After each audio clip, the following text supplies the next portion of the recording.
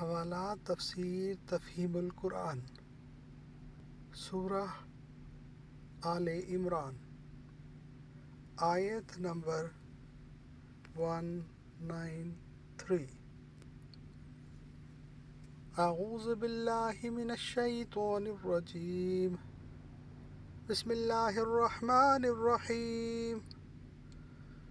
ربنا اننا سمعنا منادیا ينادي للإيمان أن آمنوا بربكم فآمنا ربنا فاغفر لنا ذنوبنا وكفر عنا سيئاتنا وتوفنا مع الأبرار۔ ربنا، اے ہمارے رب، اننا بے شک ہم نے سمعنا سنا، منادین پکارنے والا، ینادی پکارتا ہے، للایمان ایمان کے لیے، ان آمنو کہ ایمان لے آؤ، بربکم اپنے رب پر، فآمنا سو ہم ایمان لائے، ربنا اے ہمارے رب، فاغفر تو بخش دے، لنا ہمیں، ذنوبنا ہمارے گناہ، وکفر عنا اور دور کر دے ہم سے، سیئاتنا ہماری برائیاں، وتوفنا اور ہمیں موت دے، مع الابرار نیکوں کے ساتھ۔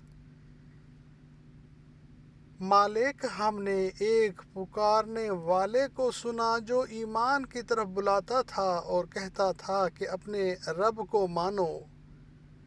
ہم نے اس کی دعوت قبول کر لی، پس اے ہمارے آقا، جو قصور ہم سے ہوئے ہیں اس سے درگزر فرما، جو برائیاں ہم میں ہیں انہیں دور کر دے، اور ہمارا خاتمہ نیک لوگوں کے ساتھ کر، آمین یا رب العالمین۔